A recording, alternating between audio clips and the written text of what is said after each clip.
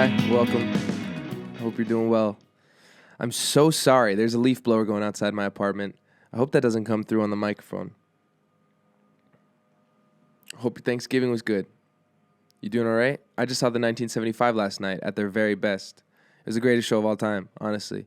Hey, if you're here and you're on the YouTube watching instead of listening on Apple or Spotify, go ahead and comment your favorite show that you've been to recently, because I want to know.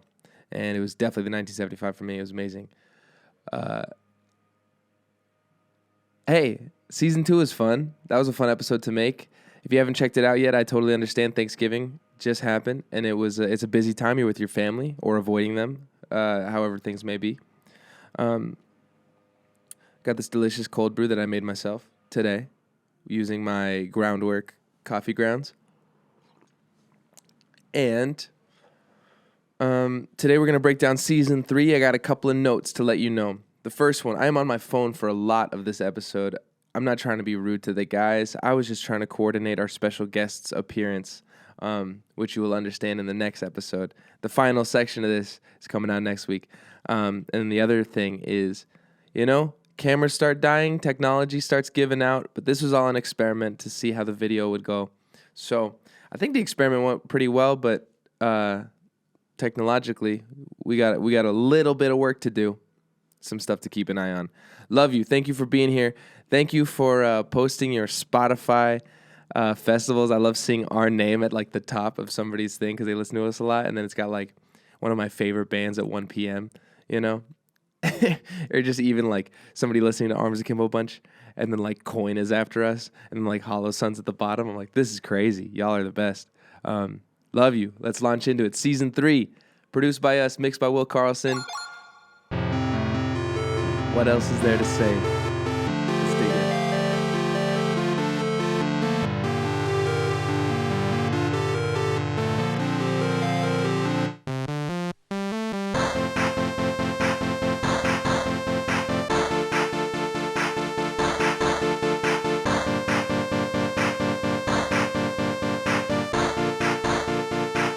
Matthew. Yeah. Season 3, intro. We went so back and forth on what are we going to do to make it different than season 2? Because season 2 is kind of rock. And then we're I think as a joke, I was like, let's make it Game Boy. Because we were going to make it lo-fi, and then we were going to do some other stuff. And then I think that I was like, well, I got this new analog synth. Right. We can make it sound like a Game Boy pretty damn easily. Yeah, and it was, we needed something else. We needed to do something kitschy with it. And it's funny, too, because the melodies are from Shaken, which were jink, jink, jink, jink, completely different. Mm-hmm. And then our initial thing that we were going to launch everything from was the folk version, which is completely different.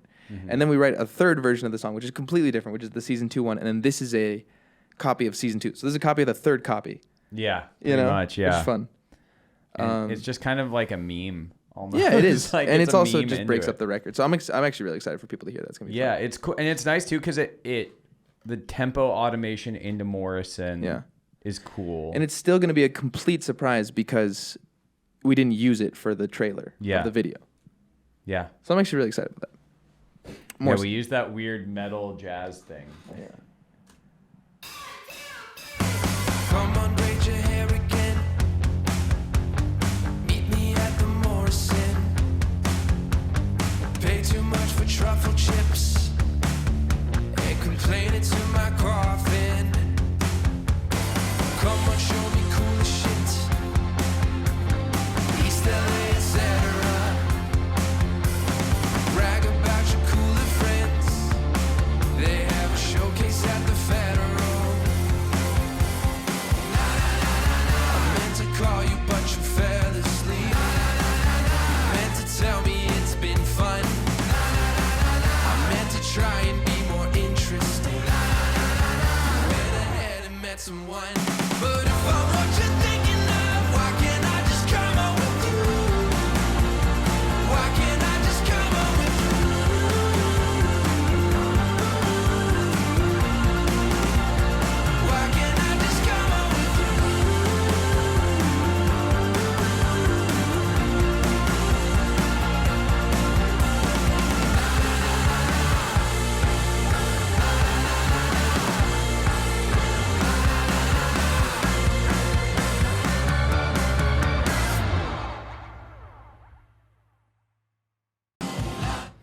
just feel like we know the song really well.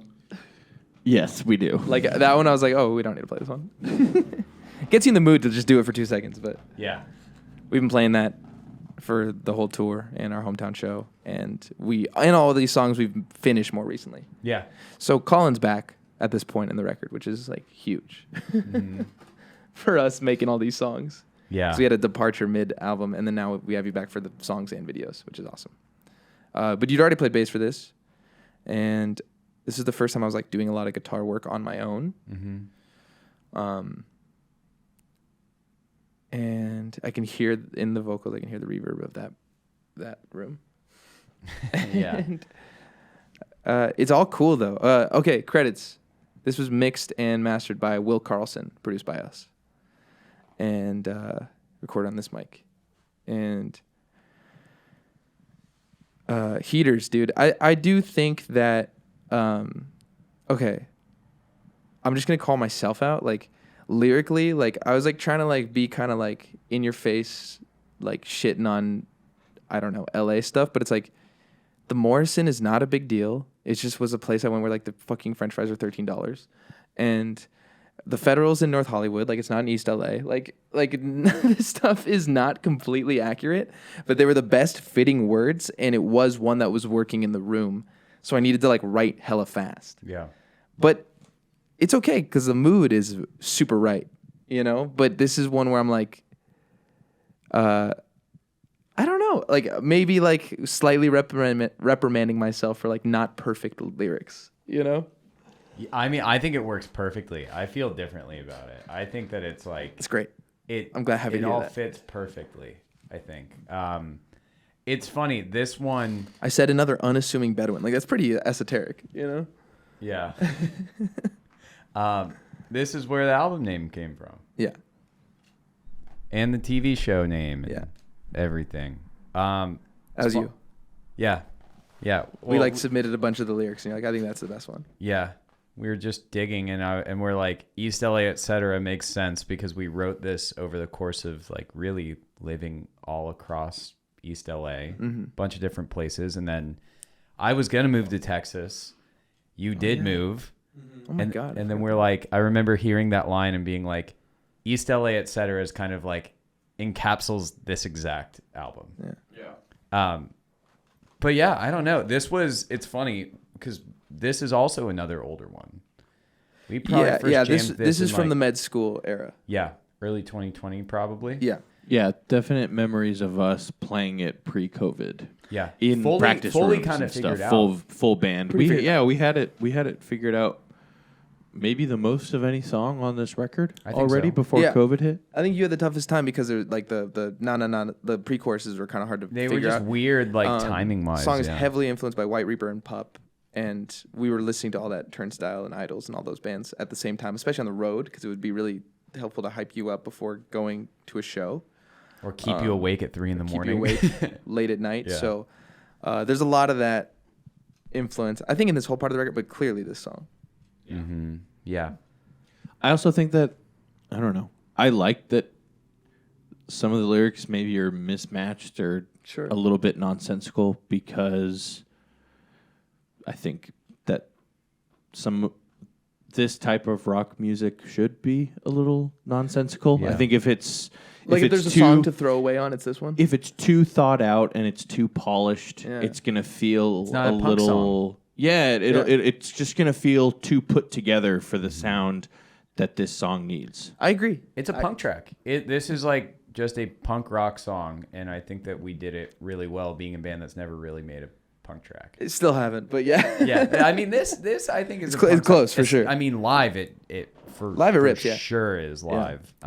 Yeah, I kind of agree. I guess I was just like gonna take a second to be hypercritical, but not even in a bad way. I genuinely agree. I do think Yeah. it is kind of fun that it's like, oh, this the East LA and other shit, you know? Yeah. This one, my last thought on this one going into the record was one of my least favorite Really? arrangements of all of it. And then when we recorded it and started like piecing it together and record like tracking the guitars and like vocals, because I came over for a few of those to like help out.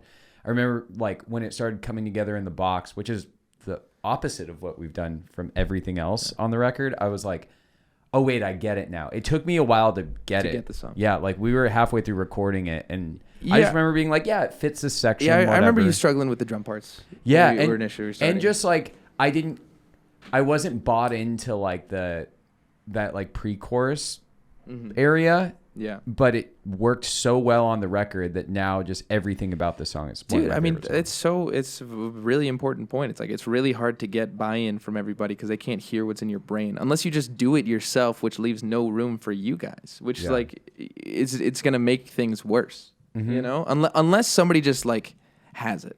Sometimes that happens. Sometimes somebody's just like, I got it, you know. But I don't think that's the case for us in general. Yeah, So very it, rarely. it is true. Like there's still songs that we have that are put out that still I'm like, I never got that one. You know. Totally agree. Yeah, Totally get that. Actually, that's a really good segue into this song. yeah. So give me Wayne Winston a call now.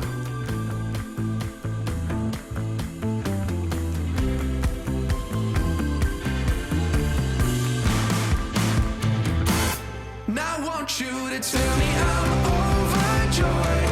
Tell me I'm underfed. Tell me I'm alright. Tell me I'm paranoid. Tell me what bears with what. Tell me how to buy it. Tell me how to buy it. Tell me how to write it down. You got a section just for my list.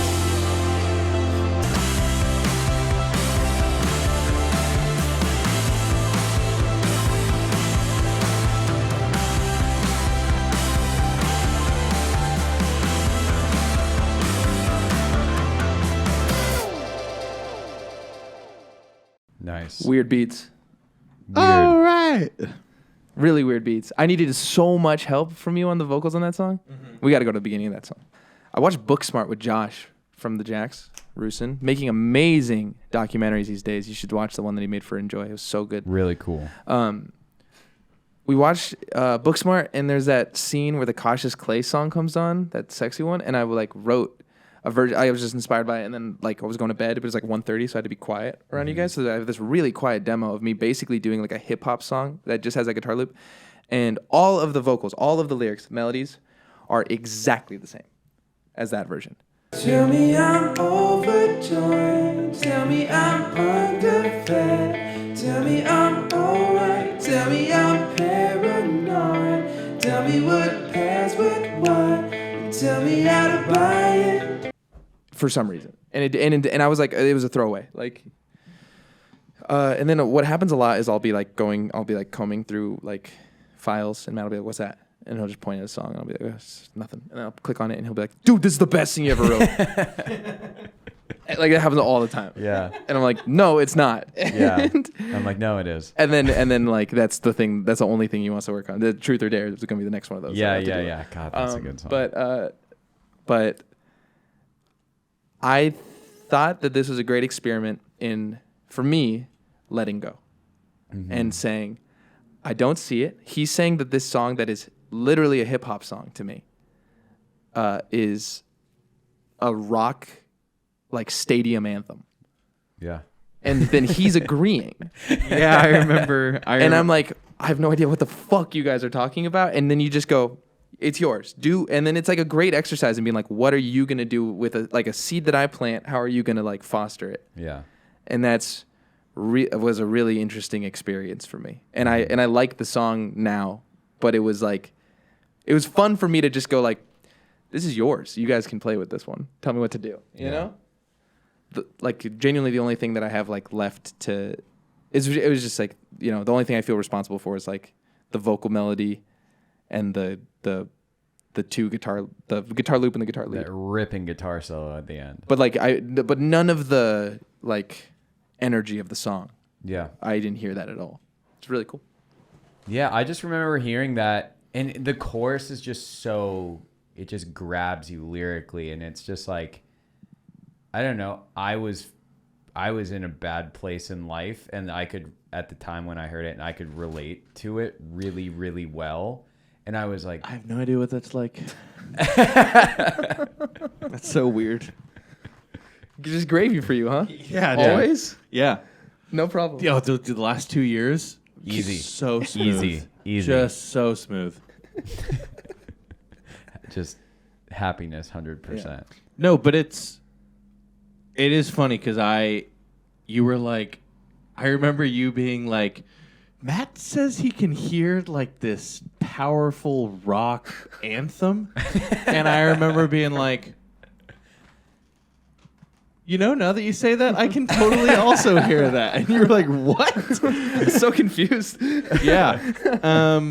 But no, I remember the same thing. I could just hear like I could hear like if we wanted to, this could be the loudest we get on the whole. Like this could be the like kind of the biggest crescendo of the album could be on this song, and I think it is. Yeah. It's epic. It is. turned Yeah, out it gives super that, epic. and it was fun. It was fun to write. It was fun. We don't really ever write that super like soaring rock stadium kind of vibe. We haven't really done that before, so it was a lot of fun to be able to do We that. haven't like Little Insensitive is almost like we almost started there and then Right. we abandoned Yeah. it. Yeah, so ultimately it's so funny that it's so far away from what it was. And especially with such a soft entrance. Harry Styles almost entrance. Right, With, like- but I think the soft entrance we didn't really have for a long time. That's right. Like we didn't even. It was you you're like, I think this should be an octave lower. Yeah, Yeah. that was we were sort of finally tracking the vocals for the last time. And That's so weird that like everything was tracked and then they were like, let's do the vocals now. yeah, that was really the bad. vocals Yeah. we basically Yeah. did last, and we hadn't even. In hip hop fashion, though. Yeah, I know, but it's like you did full drum sessions where you're like, I know what this is. Yeah, Yeah. You're like going boom, boom, ka, boom, boom, ka, and then you have like a really weird like ending big like Yeah. halftime drum thing. Yeah.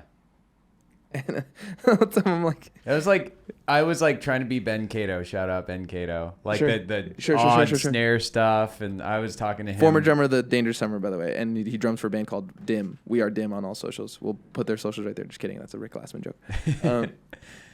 But yeah, I just remember being like we were just talking a lot, and I was like playing more drums like that, tom-based weird hits, that kind of stuff. And I was like, oh, I hear that on top of that song. So there's so many songs when you write a bunch of stuff and then you like don't know what's gonna make it or not, you know. You have these little nuggets of stuff that you're like, oh, I like that. I like that this song was about consumerism. Like the song's clearly about consumerism, you know, and like satiating yourself with like, you know, I don't know, numbing out kind of, which I write about a lot. But this felt like a perspective that I was like, oh, that was cool, but it wasn't necessarily that pointed. And obviously because I never like went and revised it, like you just like get used to being like, well, not all songs make it, so you don't get to get every thought out. So I'm kind of like happy. I'm like, oh, one of those little like nugget ideas, like saw the finish line. I never would have gotten it there. I really wouldn't have, you know. So anyway, thank you guys for that. Of course. and thank you for leading that vocal session, because I don't know if you remember, but I was pretty frazzled when you showed up. that was a good session. It was a good session. It turned out to be a really good session. Yeah. And then we did the ahs in the bridge. Yeah. That sort of help elevate into that last chorus. Yeah. It was a good session. Will does such a good job of making things really tight and concise. Correct. And like, I don't know. It felt really cool to be like, it was basically just like, we made a bunch of stuff, just make it sound better, you know? Yeah. Yeah. It was a great working experience with Yeah. him. I'm so in love, but I can't be by myself enough. I got hours unaccounted for. My alibi ain't holding up. Would it be better if I let them get to me? I just surrender. And I get down on my knees, as long as you don't see some sort of criminal in me.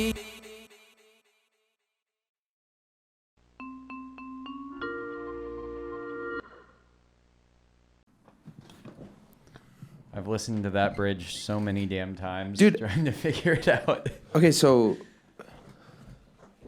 currently, that's my favorite song on the album. Like right now. Yeah. I know it's the last one that was released, but like, I play it a lot. Yeah. That's a really fun one. It's just really fun. I think. It feels like an elevated version of what we were doing, like $7 Paycheck. era. Yeah. Like it feels like very Yeah, it does fit with authentic that to, the like, most. Yeah.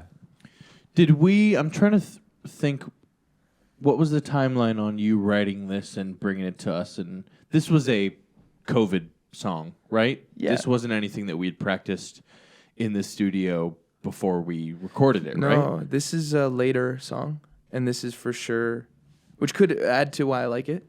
Yeah, 'cause I have less time with it. because that's exactly how I feel. Is this song didn't click with me Yeah.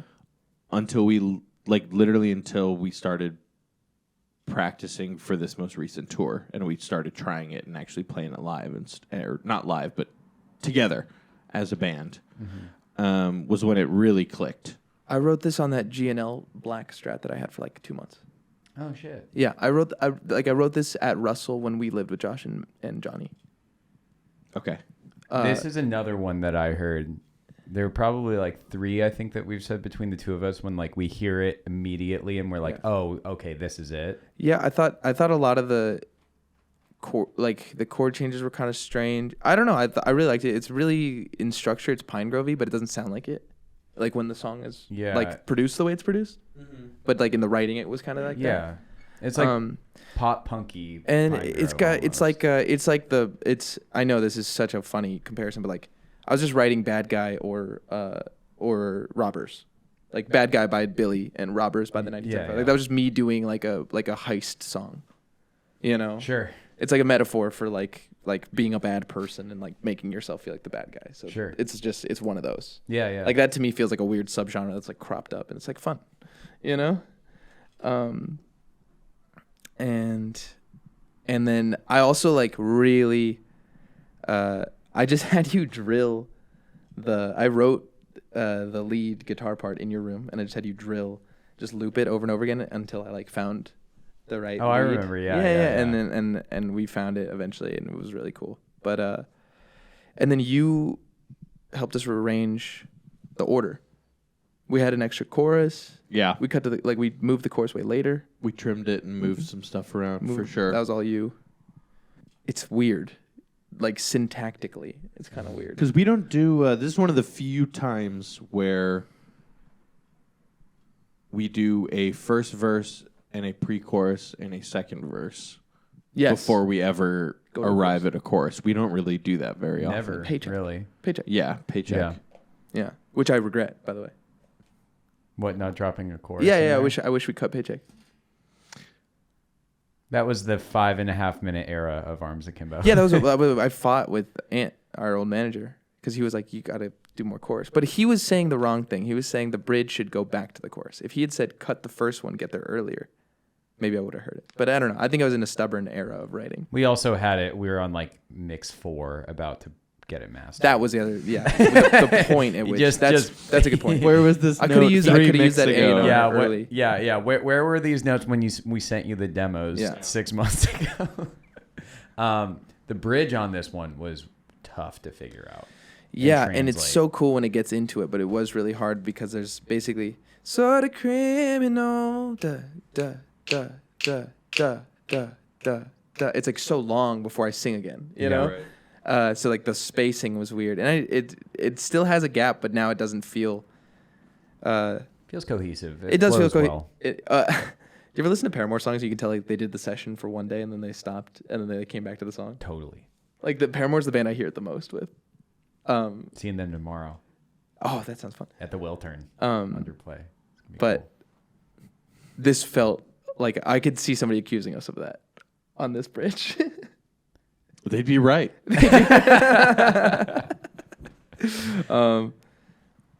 Last one. Yeah. See. Let's do it. They'd be right.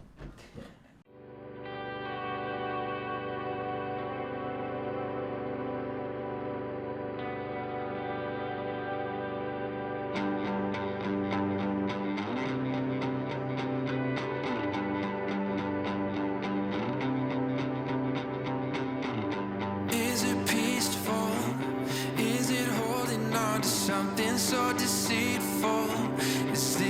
question that your friends are turning evil. You know they're only people.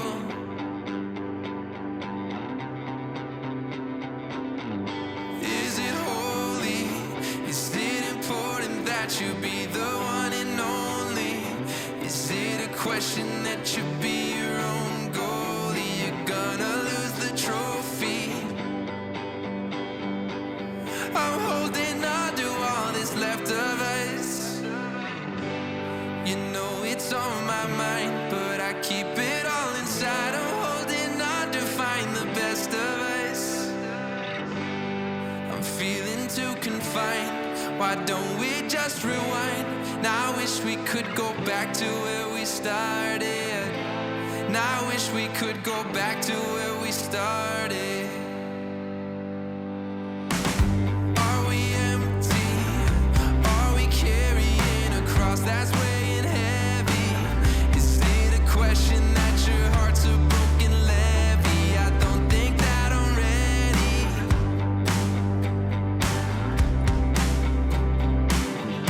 Are we worthy? Are we playing for the team or playing dirty? Is it a question you'd protect me if they hurt me? You know I tend to worry. I'm holding on to all that's left of us. You know it's on my mind, but I keep it all inside. I'm holding on to find the best of us. I'm feeling too confined. Why don't we just rewind? I wish we could go back to where we started. Now I wish we could go back to where we started. Oh God, I wish we That's just some indie rock and roll. Yeah. That's some fucking Middle Kids Manchester Orchestra shit. Oh yeah. It is. It's like I think I like holding on because it feels like a song that we could have written at any point Oh yeah, of dude. us being a band. Yeah. So like true. literally between now and 2015 when we started, we could have written Yeah. that song literally any era. But it's really mature in the writing. Like there's there's like a pattern to the verses. Verse goes, "Is it this? Blah blah blah blah blah blah blah blah blah blah. Is it a question? Blah blah blah." Response. So literally every single stanza has that. That's pretty mature for me. Could you know what I mean? Like Yeah. like is it like literally it's like, is it this? Is it a question of this? And they both get responded to. Yep. And then the structure is really just classic. Chorus, post-chorus, big lift, getting over, you know? Yeah. It's very standard. And I think that feeds into what you're saying, which is like, it feels like a maturation of like what we've kind of always done. This is the only song on the album where I had input on lyrics. The trophy line. Good. That's great. That's the one line that I wrote. Well, okay, hold on. I think. Are you sure? Because I do feel like you were, because we did a session about the songs that we knew would be on the record. Yeah, we did a lot of editing, but Yeah, that so was you like helped choose them. edit, I would move, overwrite. I overwrote a lot. yeah. of So them. I would choose verses. But this is the one where you wrote one. This on is your one where I was like, we were like, okay, none of this works, and I was like, own. we were throwing around the idea about goalies and then trophy, and then I Cool. was like, let's kind of make. Oh it yeah, a because there's sports totally a sports metaphor the whole Yeah. time.